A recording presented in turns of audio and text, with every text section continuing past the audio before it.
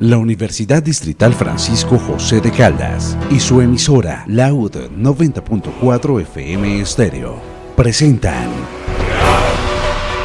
El Sabio, Camino a la Libertad. Yo soy Francisco José de Caldas. La historia que revive al hombre que con sus estudios e investigaciones buscaba sacar al pueblo de las tinieblas para guiarlo a la libertad.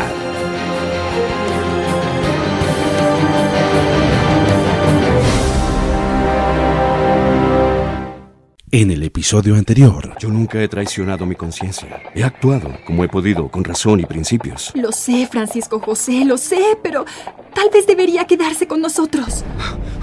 Yo soy Francisco José de Caldas. He trabajado como científico en la expedición botánica, en el observatorio del rey. ¡Cállese, traidor! ¡Póngale las cadenas! ¡Apunten! ¡Fuego!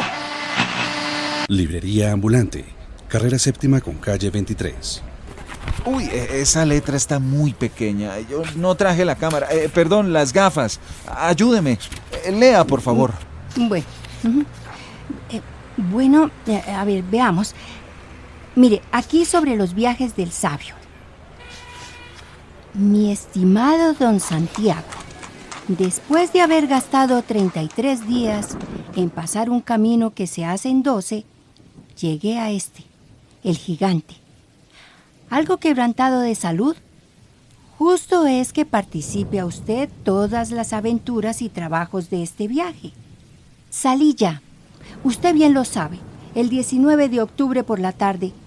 Vine al Bogotá y el 2 aún no alcancé a la mesa, por lo mojado del camino y porque salí tarde de este pueblo. El 3 llegué a la mesa, en la que aunque me esperaban ya con mulas, vivía su dueño bien lejos de esta.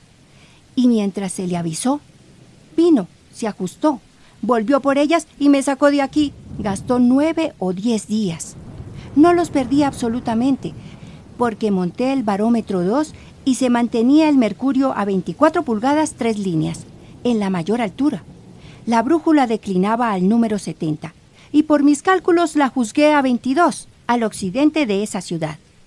Ya remitiré una minuta de todo mi tránsito. El 11 salí de la mesa, vine a las juntas y bajé cuanto podía bajar en mi viaje. Y puedo asegurar que en todos los lugares en que he estado durante mi vida, ninguno es tan bajo.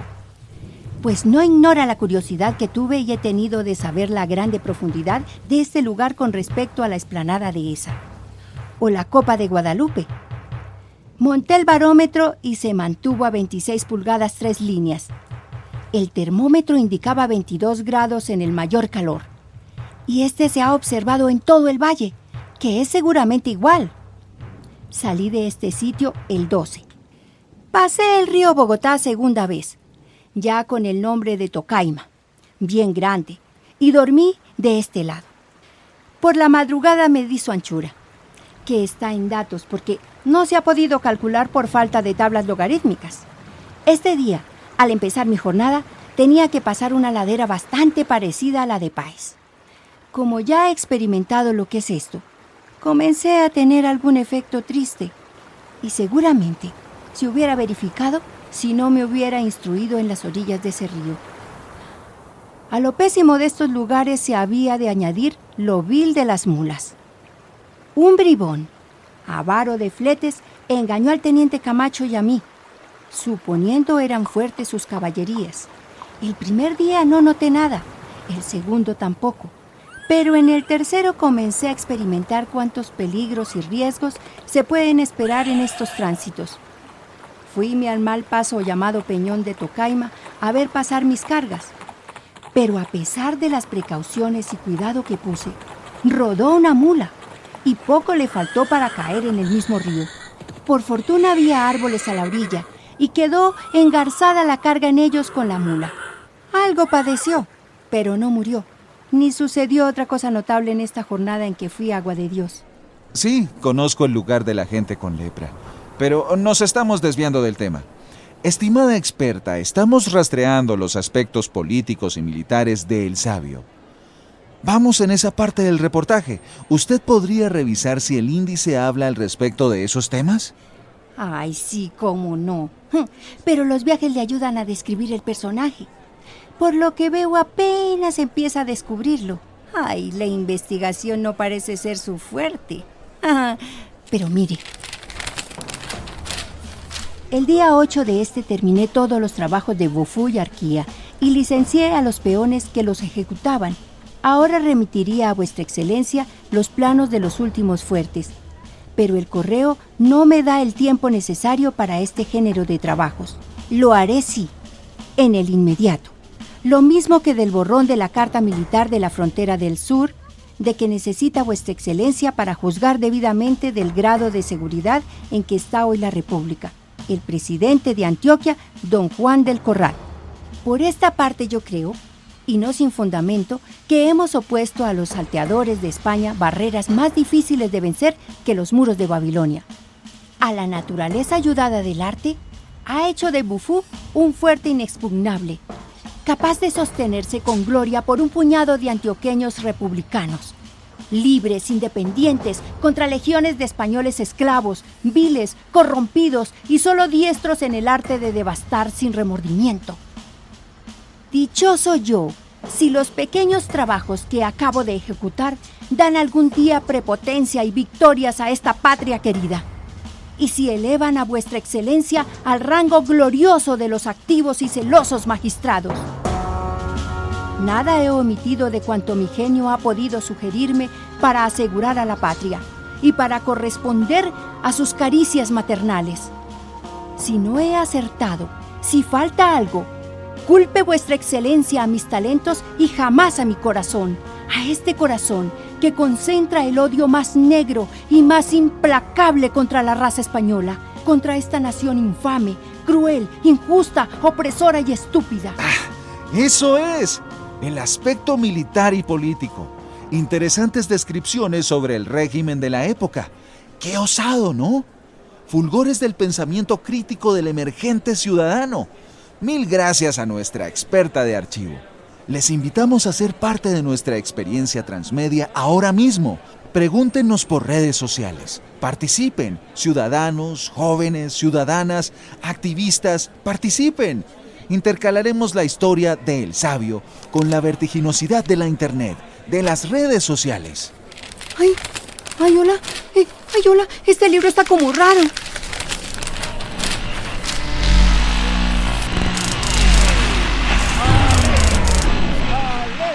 Observatorio Casa de Nariño, Bogotá.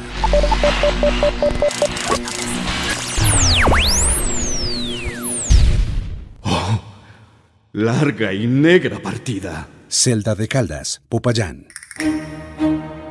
Transportemos las quimeras de la virtualidad a las quimeras que evocan la memoria de la extinta Nueva Granada. Es el año de 1816. La lucha por el poder y el dominio del territorio y sus habitantes de lo que hoy se denomina Colombia desata tiempos trágicos y borrascosos. Para entonces, nuestro territorio se desperdigó en trincheras o repúblicas. Eso significaba que gran parte del territorio fue diseñado para intercambiar la muerte de un régimen colonial por el nacimiento de la República inspirada en las consignas de la Revolución Francesa. Libertad, igualdad y fraternidad. Muchos espíritus convencidos de la necesidad de un cambio llegaron hasta las últimas consecuencias. Dentro de ese conjunto se encontraba el sabio, que entabló relación con Pedro, su carcelero. Le enseña a leer las cartas que escribe sin descanso.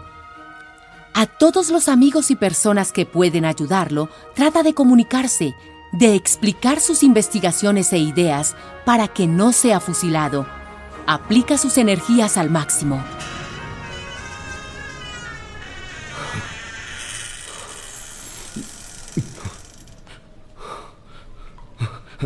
Por favor, lléveme esta carta al excelentísimo. Con esta súplica creo que salvaré mi pellejo y el de mi familia. Con que ahora sí pidiendo clemencia, ¿no? ¿Por qué no lo pensó antes? Quiero leerla. Dígame qué dice.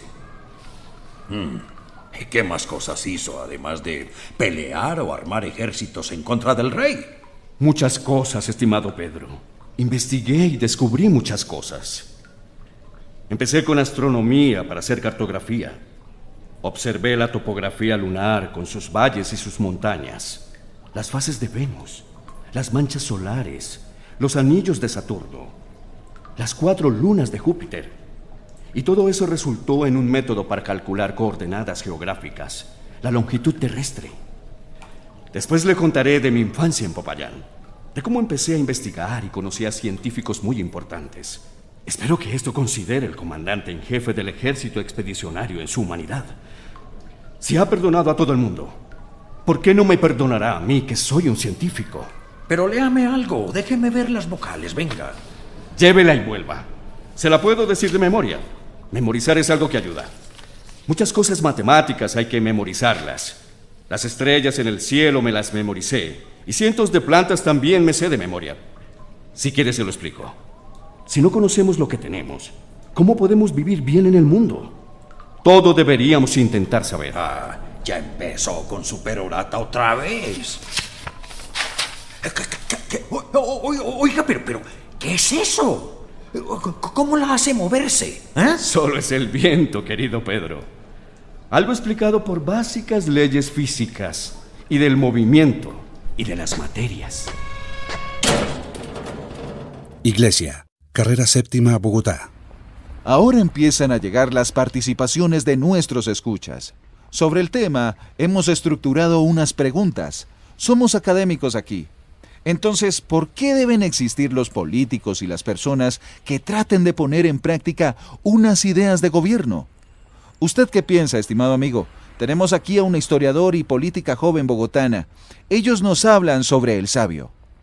Recuerden, estamos detallando todos los secretos de cómo se bajó o movió la estatua del sabio. Parece que hay gente empeñada en seguir dando a conocer sus ideas y descubrimientos hoy. Inclusive artistas que reinterpretan lo que hizo el sabio. Sí, gracias a Laúd Estéreo, por hacer que la historia se baje de las estatuas. Ahora tenemos la participación de don Indalecio. Él ya no está físicamente con nosotros, pero dejó inmensos y bellos libros sobre nuestra historia. Será referente en toda esta radionovela, aunque solamente hoy lo escucharemos.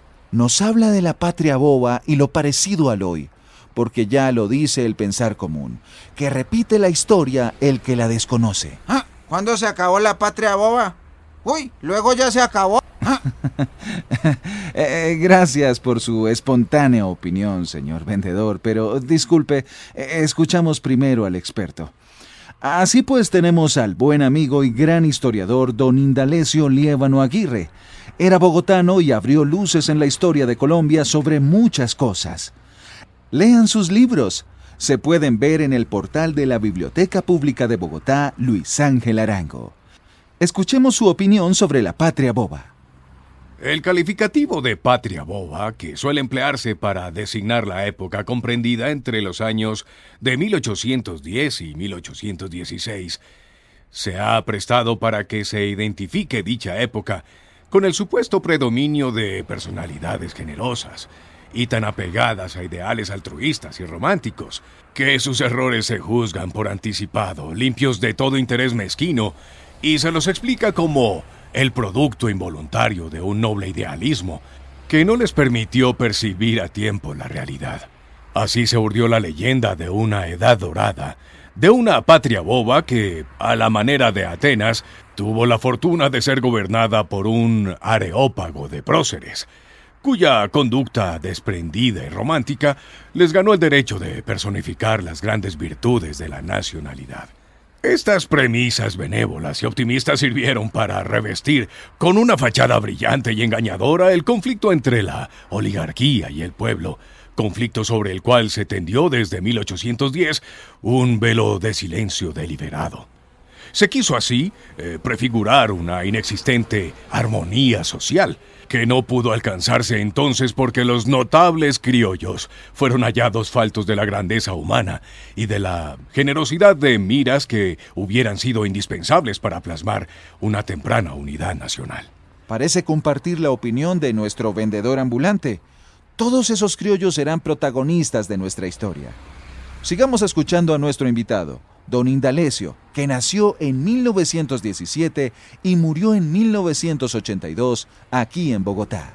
Lo que pasó en 1810 y no supieron compartir las élites criollas fue que en nuestro pueblo, más cercano a esas zonas de vitalidad donde rigen las potencias telúricas de la raza y de la tierra, afloró la conciencia de la autenticidad nacional y nació la esperanza de que, una vez rotas las amarras de la colonia, tendría la fortuna de ser gobernado por gentes que se le parecieran, simpatizaran con sus vivencias espirituales y quisieran ayudarlo a vencer el abismo de su inmensa miseria. Pero en la vanidosa oligarquía criolla se evidenció desde el primer momento ese menosprecio por lo típico, por lo popular, a que se acostumbraron sus gentes en los prolongados esfuerzos que realizaron durante la colonia para asemejarse a los representantes de la corona, con la esperanza de que se les permitiera introducirse en los mandos políticos.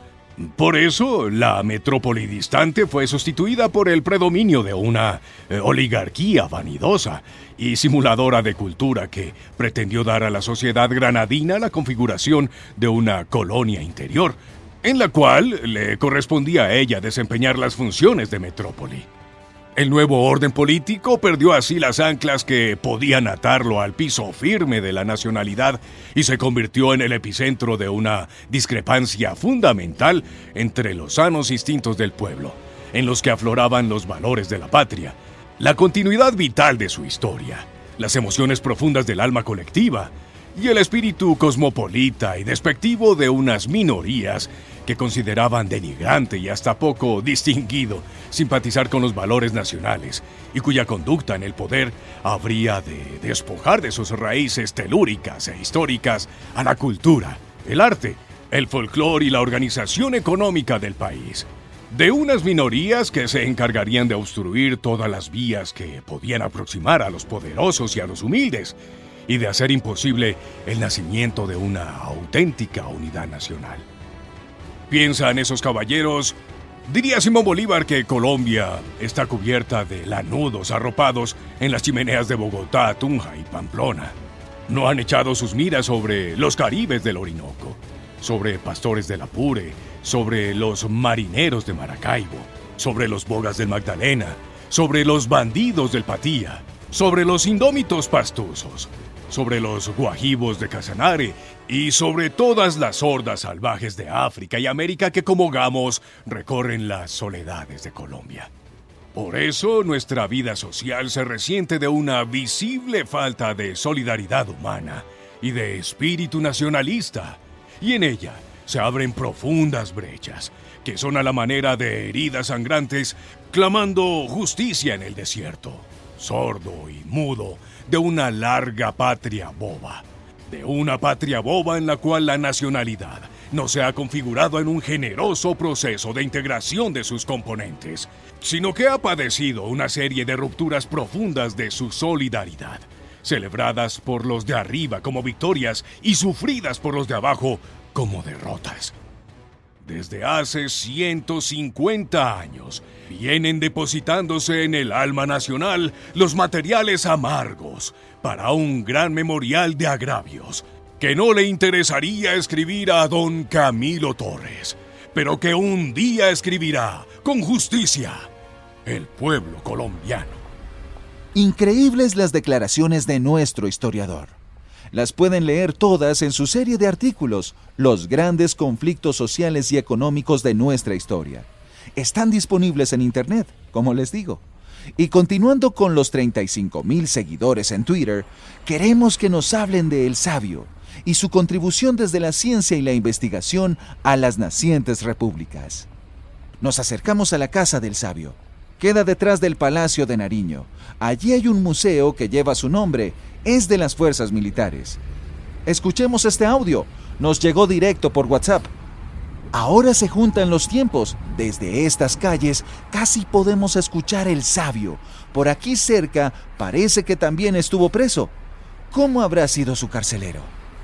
El audio nos llega directamente del portal www.mcnbiografías.com. Allí Thomas F. Glick nos dice: como alto exponente de los pensadores criollos de la época, Caldas defendió una postura americanista y nacionalista, interesado en el estudio y el conocimiento de la tierra. para solucionar los problemas propios del medio y de encauzar hacia el progreso y el desarrollo comercial a estas tierras después de 3 siglos de letargo. Los mayores aciertos del sabio Caldas se dieron en materia geográfica, pues entendió la riqueza de la tierra con una actitud de defensa del hombre y de la naturaleza. Frente a la administración prepotente y europeísta de España, enfatizó los valores de las culturas precolombinas, cuyo testimonio se podía vislumbrar a través de los vestigios arqueológicos. La ideología política de Caldas estaba condicionada por su experiencia como científico. Propugnó un programa de investigación científica conscientemente americano que buscaba la independencia de la ciencia europea. En su trabajo del influjo del clima sobre los seres organizados, 1908, defendió el clima del Nuevo Mundo contra la opinión de Cornelius de Pau, que había afirmado su inferioridad respecto del europeo. Caldas creía que las variaciones regionales de la cultura podían explicarse por la variación climática, punto de vista que sirvió para justificar una organización federal del nuevo Estado en provincias estructuradas de acuerdo con las características de regiones geográficamente distintas. Como ensayista, publicó su pensamiento científico y cultural en los diarios de aquella época, como el papel periódico de la ciudad de Santa Fe, el Correo Curiosus, erudito, económico y mercantil de la ciudad de Santa Fe, y en el Semanario del Nuevo Reino de Granada, fundado por él mismo a principios de 1808, diario que recogió lo mejor de su reflexión científica. Como científico, Caldas inventó el aparato denominado ipsómetro, instrumento que sirvió para medir la altitud de un lugar observando la temperatura que alcanza en este sitio el agua cuando empieza a hervir.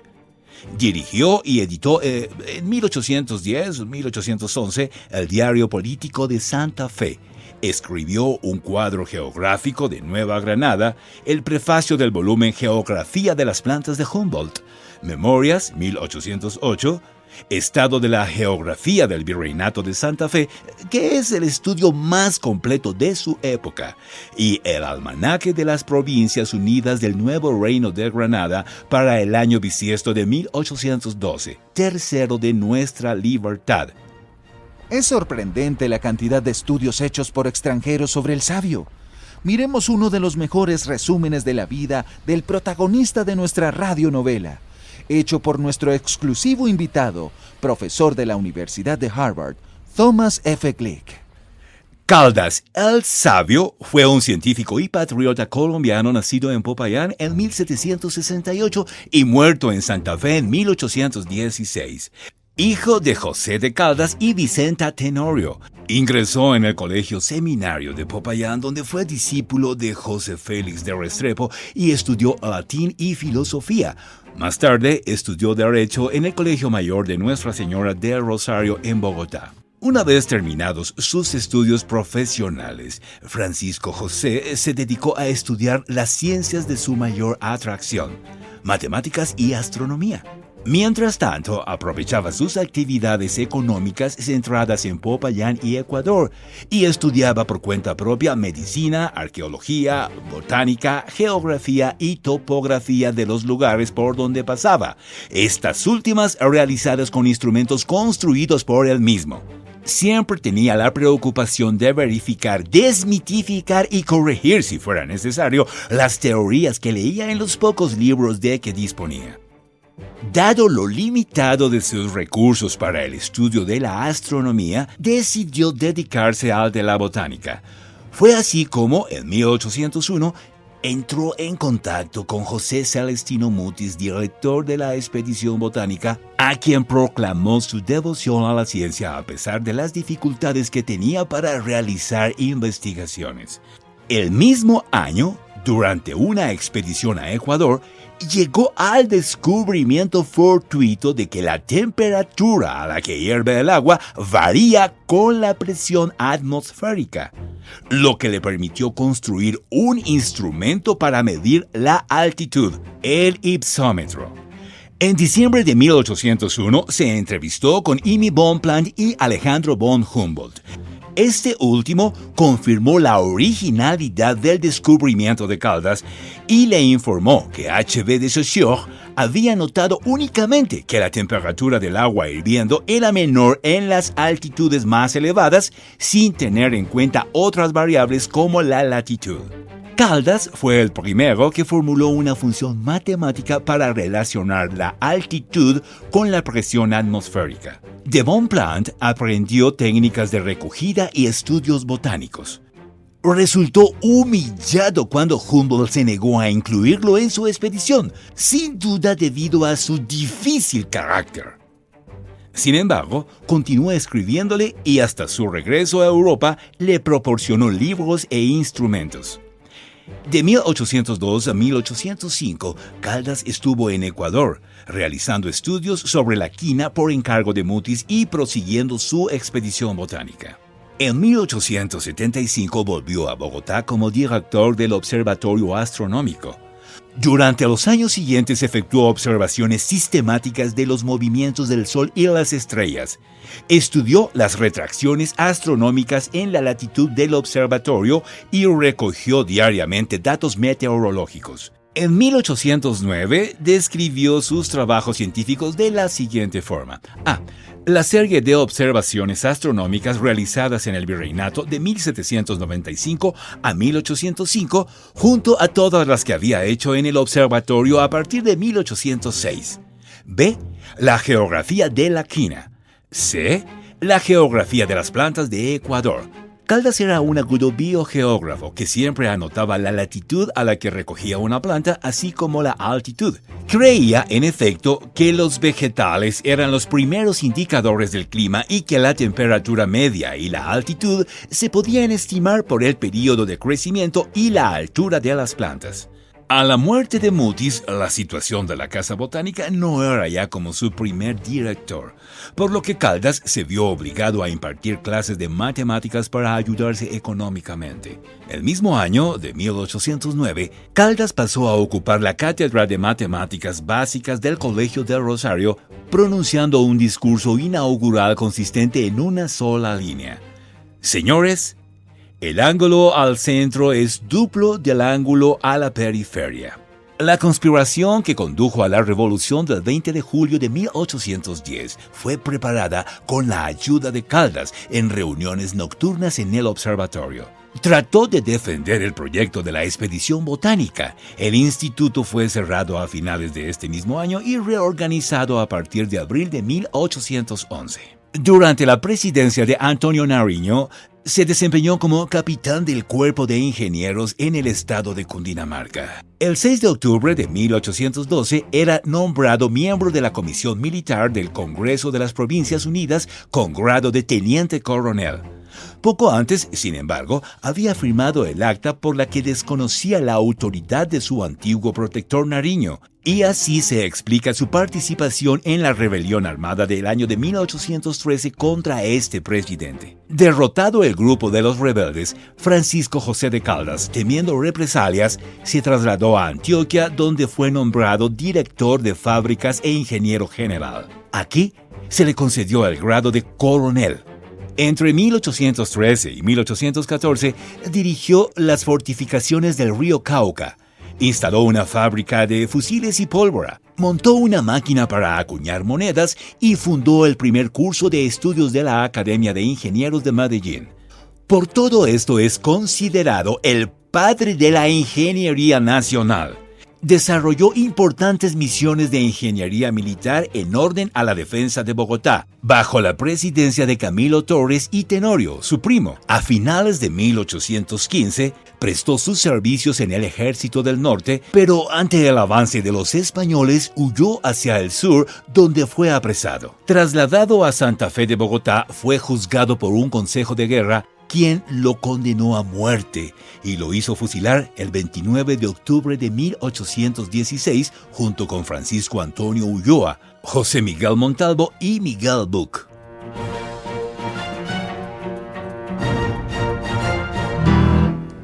Laúd 90.4 FM Estéreo presentó El Sabio, camino a la libertad. La radionovela de la UD 90.4 FM Estéreo. Yo soy Francisco José de Caldas. La radio vive en la verdadera alternativa de la radio.